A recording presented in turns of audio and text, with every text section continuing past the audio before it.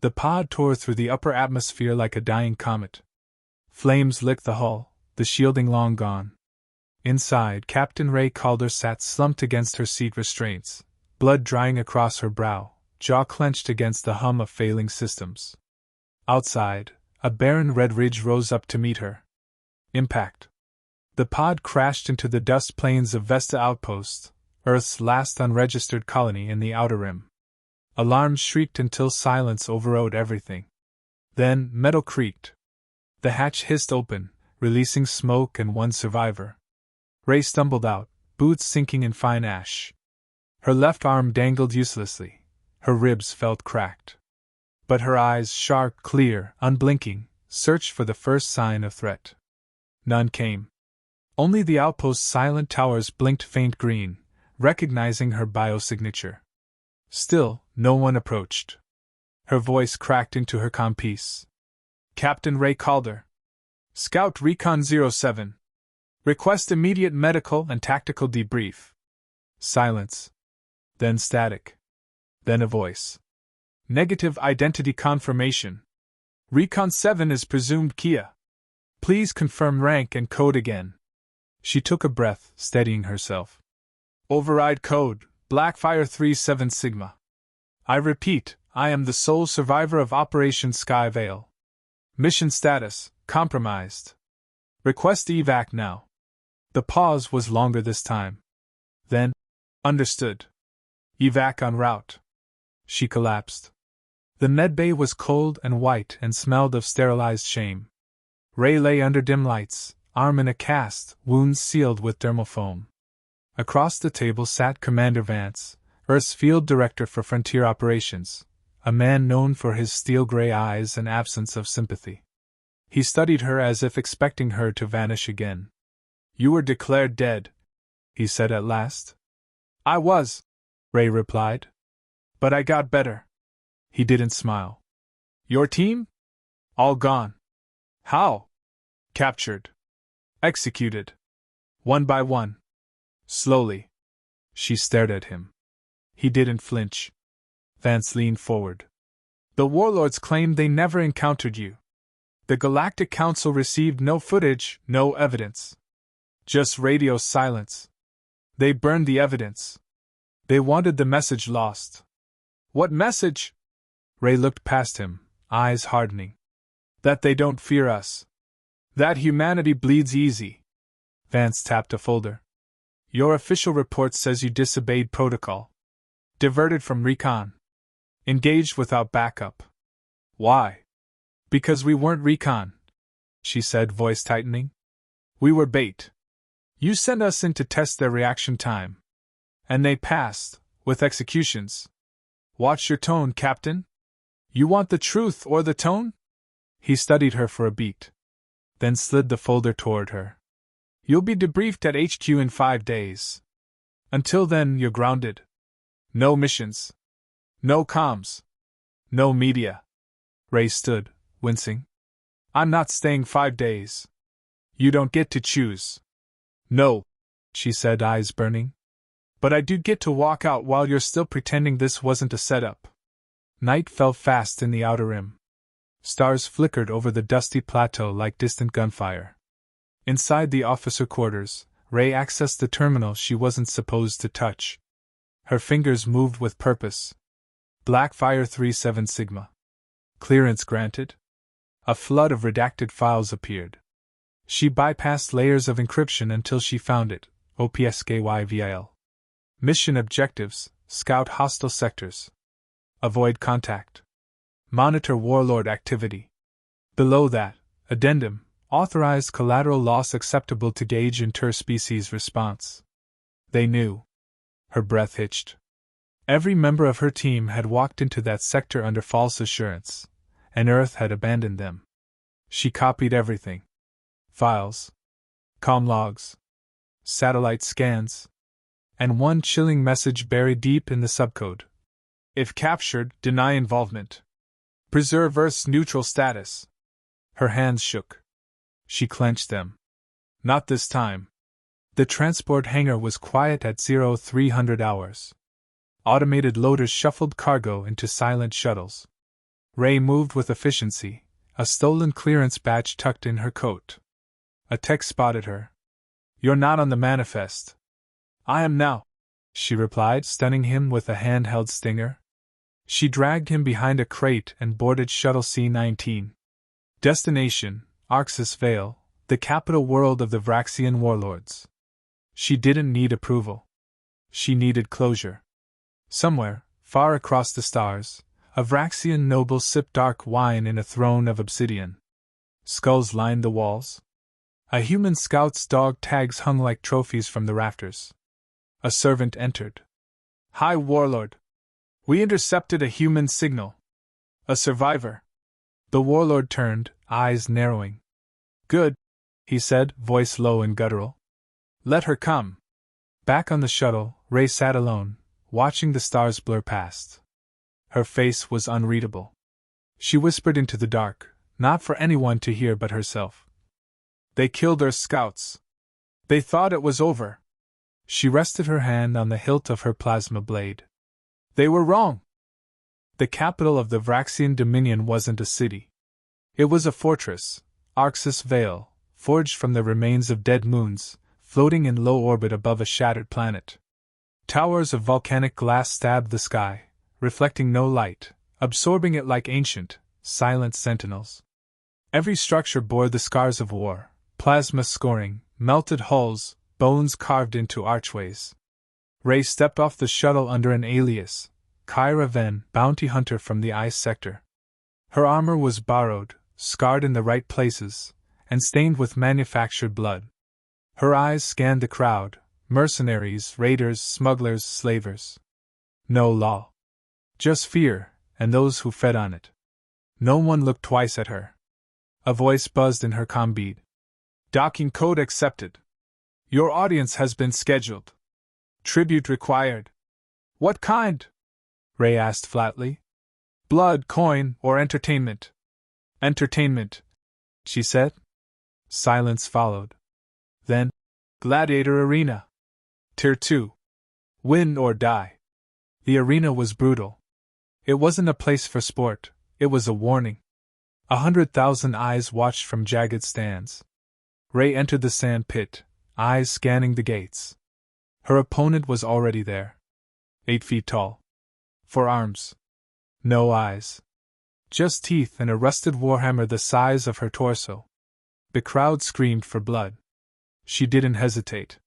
She ducked as the hammer whistled past her head, drawing sparks from the stone.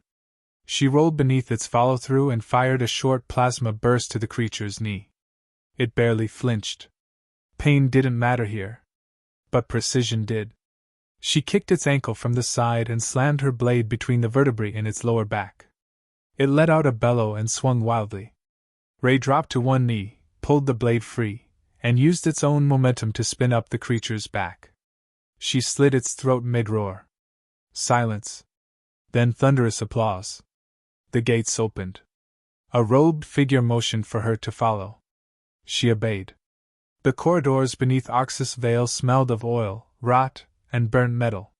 Her guide said nothing, just led her through winding tunnels until they emerged into a low-lit chamber. 7 warlords stood in a crescent. Each wore a different color, a different crest: flesh, bone, steel, acid, fire, dust, and void. In the center sat High Warlord Cthor Vrax. He looked smaller than the myths. Older. But his eyes, jet black and patient, watched Ray as if she were prey already pierced. "You fought well," he said. "I fight better when there's more at stake." He leaned forward. "And what stake brings a ghost to my court?" "I hunt deserters." A pause. "Deserters?" he echoed. "From Earth?" "From everywhere," she replied. One of the lesser warlords snarled. "You reek of Terran blood." "Smells like victory," she shot back. Laughter echoed from the council. Vrax held up a hand. Silence fell. "You amuse me, Hunter," he said. "Enough to live. For now. But all who come here leave something behind. A truth. A secret. Or a scream. Which will you offer?" Ray tilted her head. "I'll trade you a story." "Speak." My last job led me to a dead planet. Scorched marks. Broken satellites. A Terran scout ship, torn open like prey. No bodies. Just one name, etched into the walls in blood, Vrax. The room chilled. One warlord stepped forward. Lies. Maybe, Ray said. Maybe someone's trying to frame you. Maybe someone's using your name to make others afraid. But if I were you, I'd be concerned. Vrax's fingers drummed his throne. And you offer this for what? Access. I want to hunt. I want passage through your borders, and I want a seat at your blood ceremony. Another pause. You'll be watched, he said. I expect nothing less. In her quarters, a cell made of obsidian and chained glass, Ray exhaled for the first time in hours. The arena blood had dried to a crust on her collarbone. She sat cross-legged, pulled out a chip the size of her fingernail, and inserted it into her wrist calm. A hologram projected, planetary schematics. Guard rotations. Rebellion cells flagged in red. Smuggler activity. All from the data she lifted before leaving Vesta.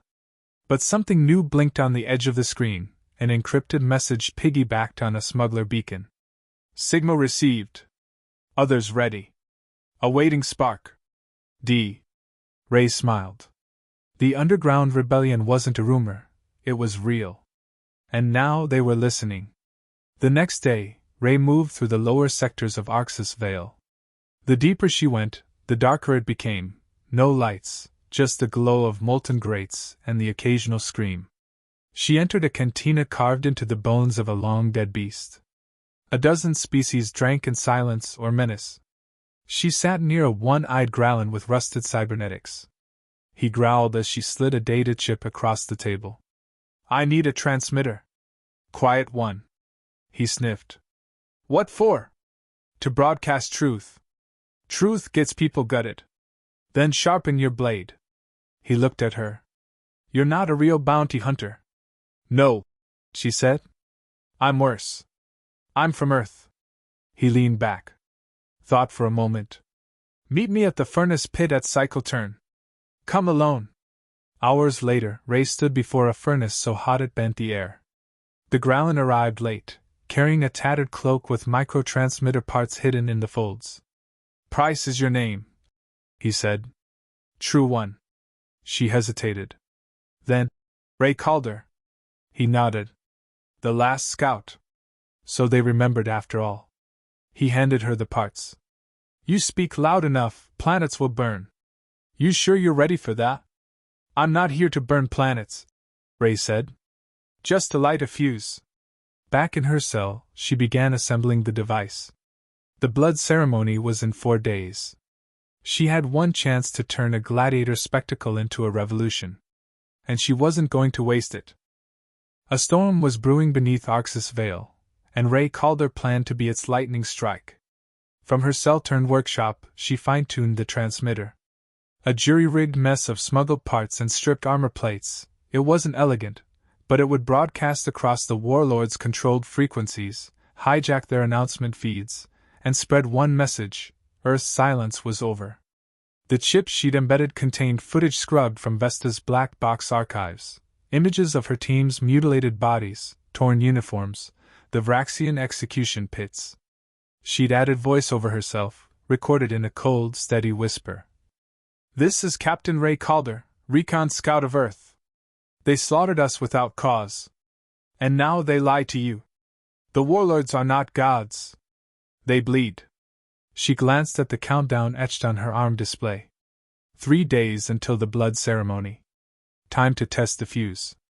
The lower levels of Arxis Vale were a furnace of anger and hopelessness, ideal ground for insurrection. Ray disguised herself in a maintenance suit and slipped into the labor sectors where slaves and indentured aliens worked until death or dismemberment. She made contact at a refinery shaft, where the sulfuric heat kept surveillance systems offline. A cluster of alien workers paused when she approached. One, a reptilian female with scorched hands, hissed in warning. I'm not here to report you, Ray said quietly. I'm here to offer a way out. A gruff voice responded behind her. There is no out on Oxus Vale. Ray turned to see a scarred Dren male, tall and wiry, watching her with suspicion. There is, she said, pulling the hollow chip from her sleeve. But it needs more than one spark. He studied her for a beat, then nodded toward a back room. Inside, a dozen species, Gralin, Corveth, human runaways, sat in silence. Ray held up the chip. I have evidence. Not just of what they've done to Earth scouts, but what they've hidden from all of you. One Gralin growled. Why should we trust a Terran? Your kind only show up when it's already too late. Ray didn't flinch. You think I came to save you? I came to destroy them. You just have the same enemy. She inserted the chip into a projector. The footage played.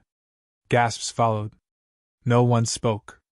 When the screen cut to black, Ray said simply, We're broadcasting this during the blood ceremony. You want your worlds to see the truth? Help me survive long enough to hit the switch. Silence stretched. Then the reptilian worker stepped forward. What do you need? That night, in a hidden forge deep below the arena, they worked. A rogue engineer modified arena schematics to add blind spots in the surveillance. A mute weaponsmith sharpened non-metallic blades that wouldn't trigger scans. Ray mapped out Vrax's guards, exits, and stage positions using her stolen files. The plan wasn't perfect. But it didn't need to be flawless. It needed to shock. And they would ride that shock into action. The next morning, Ray was summoned to the upper court. Vrax had requested her presence.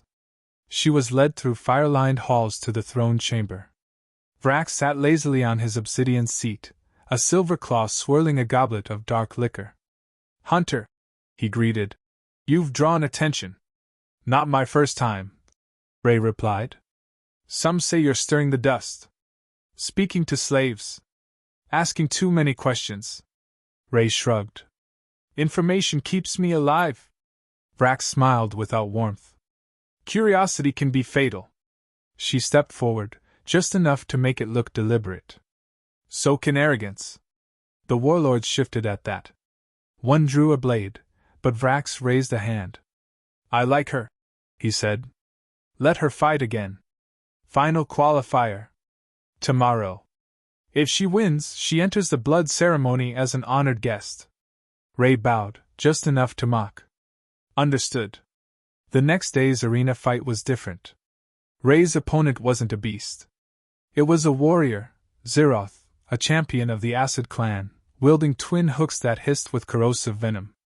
The stands were louder. Vrax watched from above. Ray paced the ring. Zeroth charged without hesitation. Blades clashed. Sparks flew. Ray ducked low, twisting beneath a slicing arc, her own blade flashing.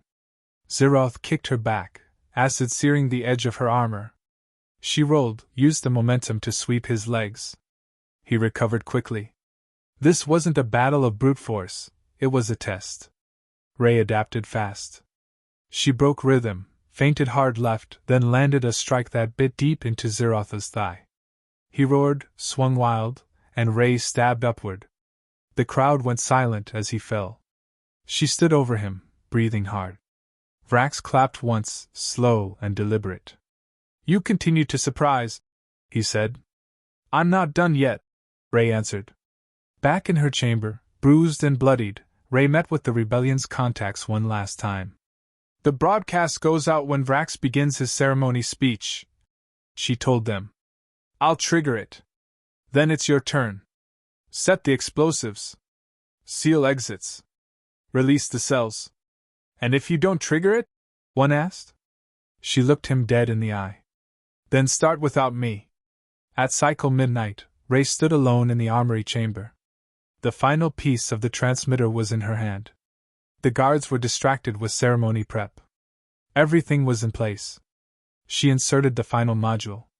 The system blinked green. Broadcast ready? She looked out the viewport at the war-torn world below. Fires glowed like embers. Somewhere down there, rebellion was already whispering its first words. Now it needed a voice. The blood ceremony began with fire. Columns of flame erupted from the black stone towers of Arxis Vale, casting a red glow across the arena. Every warlord took their place in the skybox overlooking the sands, dressed in ceremonial armor, each adorned with bones from conquered species. Thousands filled the seats, mercenaries, traders, slaves dragged in from labor sectors to cheer or be executed for silence. High Warlord Vrax stepped forward. He raised a hand.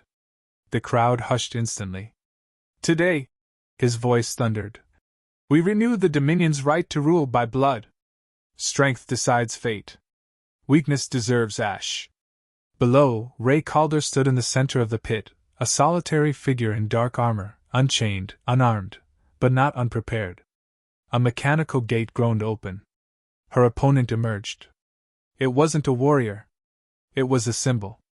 A creature cobbled from cybernetics and cloned muscle, twice her size, with a skull mask and scorched earth military insignia branded into its chest, mocking her dead. Ray didn't blink. Up in the crowd, rebels were already in position. The smuggler Gralin adjusted the detonator under his cloak. The engineer rerouted the fire suppression systems into the vent shafts. In the medical bays, slaves prepared to flood the halls once Ray's signal went out. But first, she had to survive. The beast charged. Ray sidestepped, fast, but not fast enough. Its claw tore through her shoulder guard, sparks flying. She spun, drove a knee into its side, but it didn't register pain. Its fist came down like a hammer. She barely rolled away, back hitting the dirt. Sand flew into her eyes. A roar behind her. She sprang to her feet. No weapon. No escape. So she did the only thing left, she ran toward it. The creature swung again. She ducked, grabbed its forearm, and used her momentum to leap onto its back. She tore at the control panel embedded in its neck, ripping wires, sparks igniting. It shrieked, flailing, but she held tight. One wire sparked orange. She yanked it.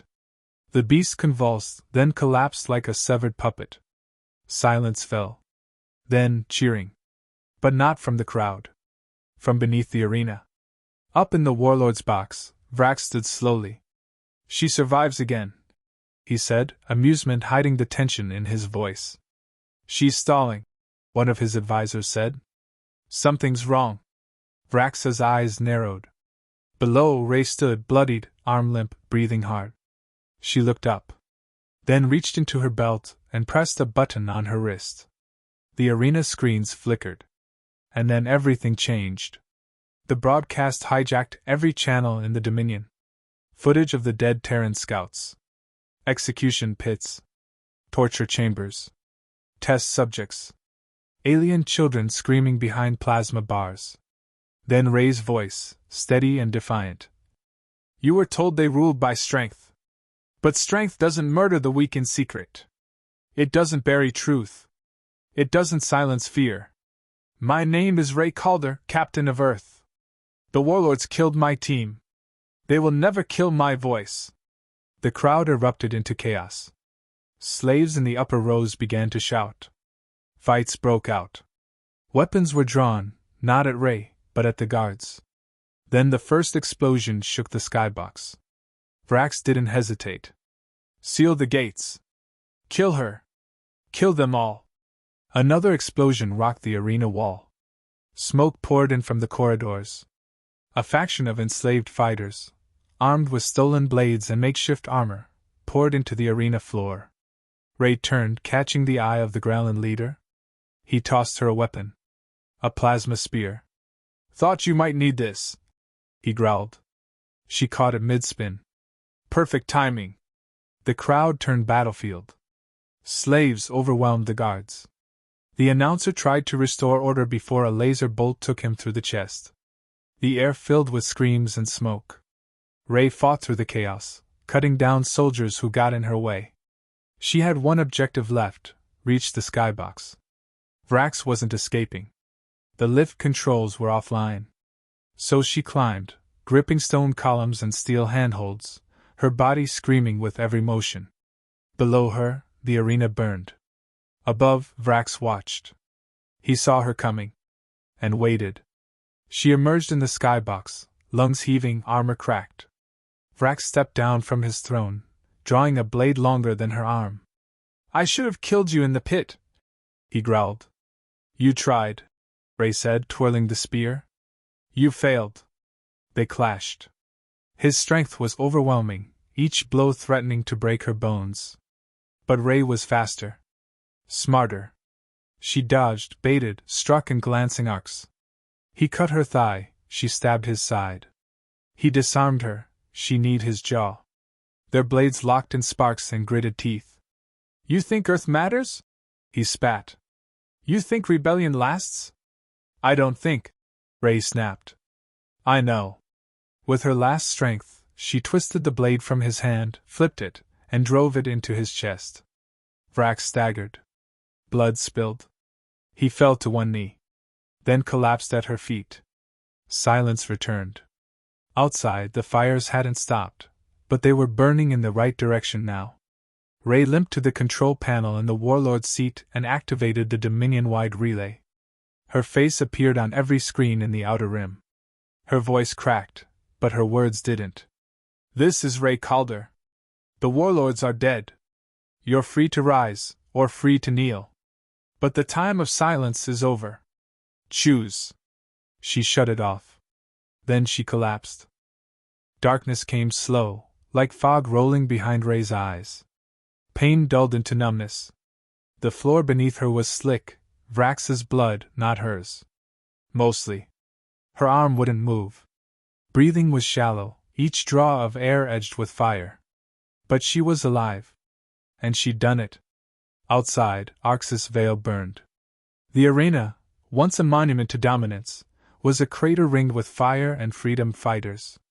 Rebellion flags, patchworked and improvised, rose across the lower city. The Dominion sigil had been torn from towers, replaced by graffiti and banners in a dozen alien scripts. Voices shouted below, not in fear, but fury. The right kind. Someone burst into the Warlord's chamber. Boots skidded on marble. Captain? It was the Growlin, panting, scorched across the chest. You're still breathing. Disappointed? Ray rasped. He snorted. We thought you'd be in pieces. Not yet. She coughed, tasted blood. Is it done? He nodded. Vrax is dead. 3 clans have surrendered. Others are turning on each other. Half the slaves already left with ships stolen from the docks. And the signal? Still bouncing across the outer rim. Ray allowed herself a breath. Good. A pause. You're not going to make it if we don't move you. No, she whispered. Let me finish this. With help, she stood. Every step screamed through her nerves, but she moved. Past Vrax's broken body. Past the shattered throne. Toward the central console where the Dominion systems had been routed. She keyed in one last command. The uplink stabilized. A new message began to broadcast, encrypted and routed directly to Earth's intelligence command, across covert Terran buoys hidden in deep orbit.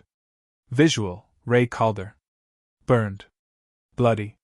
Standing over Vrax's corpse. Audio. Scout Recon 07. Final report. Arxis Vale has fallen. High Warlord Cthor Vrax is dead. Civil unrest has fractured the Dominion. Rebellion has begun. Earth is no longer ignored.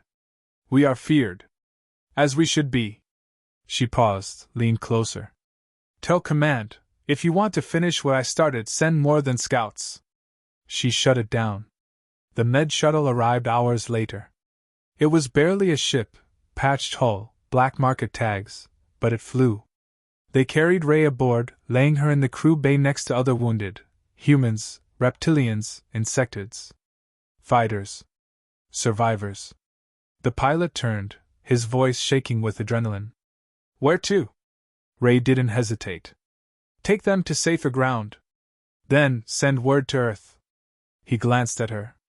And you? She closed her eyes. Just make sure they hear me. Back on Earth, in a steel tower high above Pacific Arcology, a woman in a navy blue uniform watched the transmission loop for the 4th time.